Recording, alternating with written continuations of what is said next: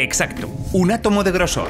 Hoy en día la humanidad es capaz de hacer materiales así de finos. Me atrevería a decir con la máxima finura posible. Todo comenzó con la revolución del grafeno, pero muchas otras de estas láminas se han añadido a la lista, cada una con propiedades diferentes que están volviendo locos a los científicos. La pregunta es, ¿cómo es posible que estas láminas sobrevivan? ¿No deberían quebrarse al instante? ¿Y cómo demonios somos capaces de fabricar algo tan fino? Hoy vamos a hablar de lo increíbles que son los materiales bidimensionales, de las variopintas formas en las que aparecen, sobre las nuevas técnicas que nos permiten cultivarlos y el futuro prometedor que se ve en ellos. Y de nuevo hemos acudido a los expertos del IFIMAC para que nos hablen de toda esta ciencia. En concreto estudio el grafeno y las propiedades del grafeno y cómo puedo manipularlas sobre la propia superficie utilizando microscopía de efecto túnel. Estudiamos cosas como la estructura atómica y vemos fenómenos que están relacionados con química cuántica. Para mí este era un campo muy interesante, básicamente porque se juntan la física, la química y las matemáticas. Realmente en otros materiales bidimensionales que hay en la naturaleza, directamente cuando los ves, pues forman como capas y ves que tienen escamas, como en el grafito. Dejadme empezar con una pequeña digresión. Los premios Ig Nobel, al igual que los Oscars tienen sus anti-Oscars, los premios Razzies, los Nobels tienen también una contrapartida cómica, los Ig Nobels. No pretenden premiar mala ciencia, solo artículos que, por bien que estén hechos, no pueden evitar hacerte reír. Por ejemplo, en el 2000 se galardonó en diferentes categorías un software que detecta cuando un gato ha pasado por encima de un teclado, la demostración de que, bioquímicamente, el amor romántico es indistinguible de un trastorno obsesivo-compulsivo y, la mejor para mí, un estudio que mostró la correlación entre lo vulnerable que era una especie de renacuajo y su palatabilidad. Sí, chupando renacuajos por amor a la ciencia. Entre todo este plantel de premiados estaba André Geim. Recibió con un colaborador el Ig Nobel de Física por mostrar que podía levitar una rana dentro de un campo magnético. Bastante lol. El artículo en el que lo cuentan es muy chulo. Trata de convencerte de que, si tienes un campo lo bastante potente, puedes hacer levitar lo que sea, que al fin y al cabo, las moléculas que nos forman actúan como pequeños imanes, imanes que se verán repelidos si los sometes a un imán muy grande. Esto les hizo volar manzanas, gotas de agua y hasta pobres animales. Todo este proyecto, que para más de un investigador puede parecer tremenda chorrada, formaba parte de los Friday Night Experiments, los experimentos del viernes por la noche. Geim y sus compañeros trabajaban toda la semana en sus muy serios experimentos, pero cuando llegaba el viernes por la noche se permitían probar locuras. Al fin y al cabo, no todo el mundo tiene acceso a un laboratorio valorado en cientos de miles de euros, todo un set de juguetes para científicos. Fue en una de estas noches en la que algo mágico sucedió. Conseguir materiales extremadamente finos era algo que ya se había intentado en el pasado, pero Geim y Novoselov le dieron un intento. Estuvieron un tiempo puliendo superficies sin mucho éxito, hasta que se toparon en una papelera con lo que iba a ser una revolución. Veréis, para calibrar los microscopios de efecto túnel, que llegan a ver la estructura de un material átomo a átomo, los físicos utilizaban un tipo de grafito cuyos átomos están muy bien ordenados. Buscaban encontrar ese orden con el microscopio, el patrón de su red, para verificar que el microscopio funcionaba bien. Ahora, en la superficie de ese grafito se podrían haber pegado impurezas y suciedad que alterarían la medida, así que era normal ponerle cinta adhesiva y despegarla para levantar toda esa mugre. Las capas de arriba de ese grafito, incluyendo la suciedad, se quedaban pegadas a la cinta adhesiva, cinta a la papelera y superficie limpita. Cuando Geim y Novoselov vieron este proceso, se les ocurrió una idea. Cogieron la cinta de la papelera, le pegaron otra tira de cinta y la volvieron a separar. Haciendo esto varias veces, consiguieron que el grafito pegado cada vez fuera más y más fino. Transfirieron lo que había en la cinta a un sustrato y pudieron ver con un microscopio óptico que había zonas que apenas se veían, pero en las que parecía haber algo. Marcaron esas zonas, las pusieron en su microscopio de fuerzas y se encontraron con lo que iba a ser el descubrimiento de sus vidas. Encontraron que esas zonas no es que fueran finas, es que tenían un átomo de grosor, una capa de átomos de carbono con forma hexagonal que se consideraba una quimera, un material imposible, un ejercicio teórico que los físicos encontraban interesante, pero que no esperaban que pudiera darse en la naturaleza. Con una cinta de la basura, un laboratorio a su disposición, una idea de bombero y con muchas ganas de jugar, así fue como se descubrió el grafeno, el primer material bidimensional descubierto por la humanidad. 6 años después, los dos recibieron el premio Nobel. Y Geim es la única persona del mundo que tiene un Nobel y un antinobel. Consiguieron ver las monocapas de grafeno. Esto fue gracias a que la lámina de óxido de silicio era de un espesor específico, era de 300 nanómetros. Cuando lo visualizaron con un microscopio óptico, pudieron ver las láminas de grafeno gracias a que se producía una interferencia de la luz en la superficie del óxido de silicio y por contraste esto dejaba ver el grafeno. Siguieron distinguir lo que era una monocapa de lo que era una bicapa. Si no sabes dónde está en otro sustrato, no lo ves. De hecho, ellos en el primer artículo no dicen que sea una capa, dicen que es muy fino, no se atreven a decir es una capa. Que si hubieran puesto ese material sobre otro sustrato, a lo mejor no hubieran sido capaces de verlo. Entonces, en ese sentido sí tuvieron suerte. Gente muy atrevida y sobre todo tienes que creerte lo que has hecho. Tienes que decir, vamos a probar esto y esto que me ha salido, que es un poco raro, no voy a decir, esto ha sido casualidad. A mí me parece desde luego una historia bastante curiosa, porque antes de su descubrimiento, antes de que se aislaran estas capas en 2004, se pensaba que los materiales bidimensionales no podían existir en la naturaleza. Muchas predicciones teóricas establecían que algo tan fino no iba a ser estable a temperatura ambiente, se iba a romper, porque al final en un sólido, en un cristal, los átomos no están fijos, sino que fluctúan y hay oscilaciones. Porque se plegaría sobre sí misma por fluctuaciones térmicas, eso se acaba arrugando. Sin embargo, entre los átomos existe un enlace covalente suficientemente fuerte y además el material es suficientemente flexible como para que se formen arrugas. Estas arrugas permiten que el material pueda ser estable en la naturaleza. Y luego otra opción que hay también es que estos materiales estén sobre un sustrato. Los sustratos lo que hacen es suprimir las oscilaciones mecánicas y los estabilizan, como si los planchasen, y así hacen que no haya fluctuaciones que rompan los enlaces y los mantienen en un estado estable. El grafeno fue solo el comienzo, el pistoletazo de salida para encontrar más materiales que podían ser estables con el grosor de solo un átomo. El carbono que forma el grafeno fue el punto de salida, lo que me lleva a la tabla periódica. Este es un patrón que los químicos conocen bien. Si un elemento tiene algún comportamiento especial, es probable que el resto de elementos de su columna también lo tengan. Por ejemplo, mirad los gases nobles, sustancias que no reaccionan con nada, no se combinan con otros elementos para formar compuestos, y todos conviven en la misma columna. El motivo es que la columna nos dice cómo se disponen los últimos electrones de estos átomos, los que se mueven en el orbital más externo. En el caso de los gases nobles, sus electrones están tan a gustito y tan estables en esos orbitales que no quieren salir de allí para enlazarse con otros átomos. De aquí las propiedades asociales de los gases nobles. Bien, pues si el carbono, por su estructura electrónica, nos da el grafeno, malo sería que el resto de elementos de su columna no lo hagan tan bien. Y efectivamente, con esfuerzo y tiempo, estas nuevas láminas bidimensionales fueron creadas.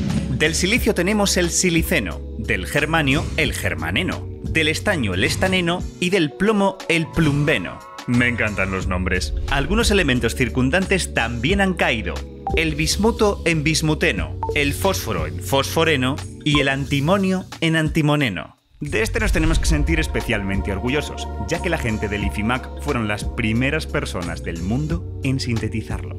Sí, además fue en este mismo laboratorio. Consiguieron aislar una capa de antimoneno. Un material similar a esta lámina de antimonio es el fosforeno o el fósforo negro. Sin embargo, el fosforeno lo que se ha visto es que no es estable en condiciones ambiente porque la humedad se le queda, digamos, pegada y se estropea el material. Se degrada súper rápido con ellas. Esto no pasa en el antimoneno. Sí que es estable ambientalmente y tiene muchas propiedades que tiene el fósforo negro. Además, los cálculos sugieren este posible uso. Tiene aplicaciones para dispositivos termoeléctricos. Son dispositivos en los que se pueden generar corrientes con temperatura o convertir corrientes en temperatura. Se requiere una alta conductividad eléctrica pero una baja conductividad térmica.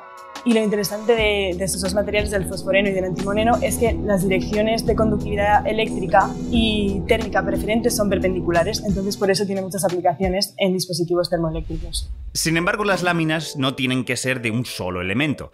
Por ejemplo, el material bidimensional más estudiado después del grafeno es el disulfuro de molibdeno, 2 átomos de azufre y 1 de molibdeno. En el tercer puesto tenemos el nitruro de boro, átomos de nitrógeno y boro puestos en una red hexagonal. Porque por un lado es aislante y por otro lado el tamaño del enlace entre los nitrógenos y los boros es de tamaño similar al grafeno, entonces lo modifica poco. Perfecto para estudiar las propiedades del grafeno. También hay evidencia experimental que nos apunta a esto. una sola capa, una monocapa de nitruro de boro es piezoeléctrica. ¿Esto qué quiere decir? Si lo estiramos o lo comprimimos, aparece una diferencia potencial debido a la redistribución de carga que se produce en el material. Y esto se puede aprovechar porque se puede invertir el proceso. Podemos aplicar una diferencia potencial a una monocapa de nitruro de boro y entonces así lo podemos estirar o comprimir. El caso del disulfuro de molibdeno es interesante porque el gap semiconductor que tiene está muy utilizada en electrónica en general, en dispositivos electrónicos en general. Esos dispositivos funcionan porque hay una diferencia de energías que permite que pueda absorber o emitir luz. Y esto hace pues, que tenga muchas aplicaciones en dispositivos optoelectrónicos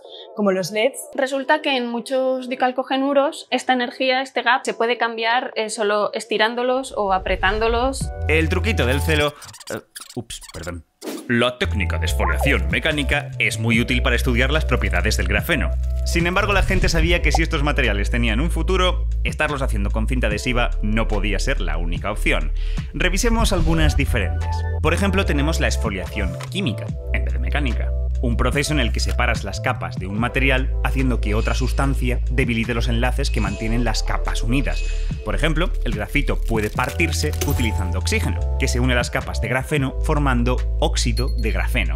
Este óxido acaba en una suspensión líquida que ya tiene algunas aplicaciones. Hay historia aquí en el ICIMAC al respecto. Lo que intentaban estos investigadores, en concreto pues Cristina que está aquí también, era sacar grafeno de una mejor calidad. En esta disolución, al estar las láminas de grafito oxidadas, se separan más fácilmente y se pueden pescar o depositar en distintos sustratos en los que al reducir el oxígeno, bueno, pues tienes grafeno. Estamos pasando de la versión tridimensional de grafito a su versión bidimensional sin tener que estar exfoliando porque al final si tienes que exfoliar mucho es un proceso horrible. Lo que pasa es que es un grafeno mucho más amorfo que el grafeno que exfolias.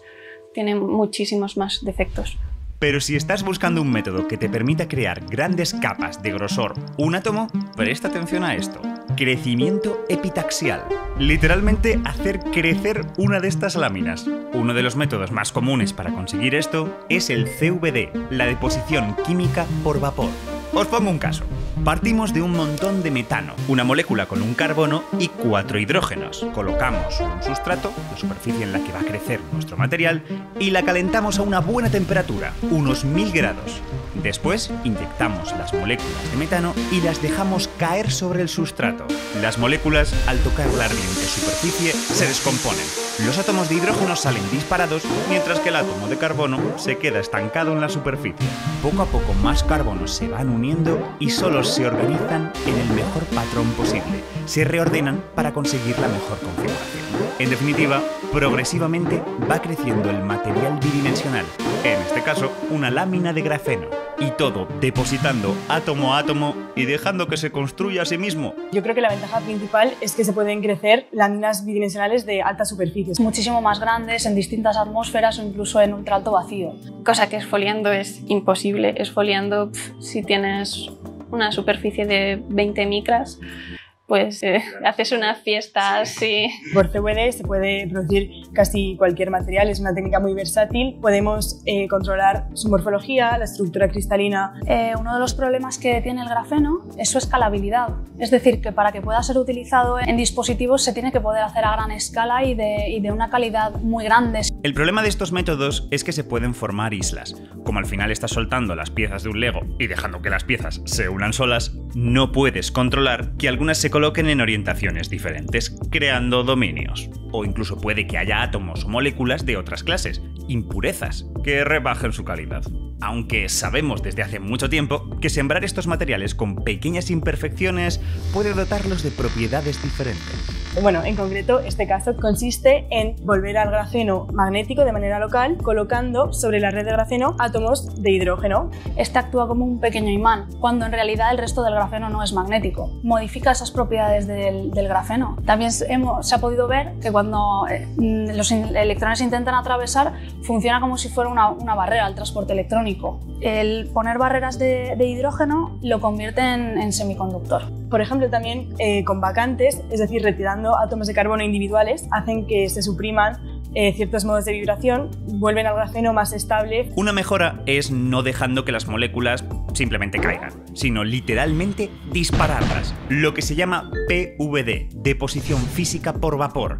Utilizando campos electromagnéticos, puedes acelerar las moléculas para generar mejores resultados. Si, por ejemplo, tú tienes grafeno pristino y quieres introducir defectos en los que un átomo de carbono sea sustituido por otro tipo de átomo, se hace mediante la aceleración de partículas. Hasta donde yo sé, el CVD se utiliza para crecer grafeno sobre metales, que son reactivos, entonces ayudan a la formación del grafeno. Sin embargo, hay otros sustratos en los cuales esto no es así y la aceleración de partículas facilita esa generación de grafeno. La estimación teórica es que deben existir unos 5.600 de estos materiales bidimensionales, de los cuales 1.800 ya serían fáciles de obtener en un laboratorio. Con tal variedad, parece que estamos a las puertas de un nuevo tipo de ingeniería. Si ahora tenemos estas capas por separado, ¿por qué no juntarlas? ¿Y si pudiera fabricar una capa de nitruro de boro, poner por encima una de grafeno y después ponerle encima otra capa diferente de disulfuro de molibdeno? O incluso rotarlas entre ellas. En conjunto sería una estructura totalmente peculiar, láminas unidas por las flojitas fuerzas de Van der Waals. Esto es una heteroestructura de Van der Waals. Y ojo que este material no sería un pastiche de 3 materiales con sus distintas propiedades por separado, ni siquiera el conjunto tendría las propiedades sumadas de las 3. La heteroestructura se comportaría de una forma completamente nueva. Los electrones dentro de este sándwich harían cosas completamente novedosas, dado lo extraño que es la red atómica en la que viven. Este es el potencial de las heteroestructuras, utilizar las cientos de láminas que ahora podemos conseguir, colocarlas en una heteroestructura y manipular cómo los electrones se comportan dentro cambiando el relleno del sándwich. Esto es lo que se llama ingeniería de Van der Waals, literalmente estar haciendo materiales a la carta. Ya se han creado con éxito algunas de estas heteroestructuras, pero aún queda hasta que podamos desatar todas las aplicaciones que puede tener. Y podemos incluso juntar materiales con propiedades antagónicas. Por ejemplo, podemos juntar un superconductor y un aislante y esto cambia las propiedades de conductividad. Por ejemplo, se sabe que cuando rotamos 2 capas de grafeno, se ha visto, por ejemplo, que es superconductor, rotándolo a un determinado ángulo, pero, por ejemplo, cuando se rota las capas de grafeno más de 10 grados, ahí se ha visto que se desacoplan electrónicamente, entonces se mantienen las propiedades del grafeno en la capa de arriba. Por ejemplo, puede ocurrir que con el número de capas se cambie completamente de propiedades por el hecho de tener más o menos capas. Eso ya son muchísimas posibilidades con todas las rotaciones que puedes hacer. Pues ya si además le añadimos que puedes cambiar el material, pues no sé, te puedes volver loco ahí. Hay infinitas posibilidades en esencia, y con algo tan sencillo como una lámina de un átomo de espesor. Esto es todo por hoy. Y ya sabes, si quieres más ciencia solo tienes que suscribirte. Y gracias por vernos.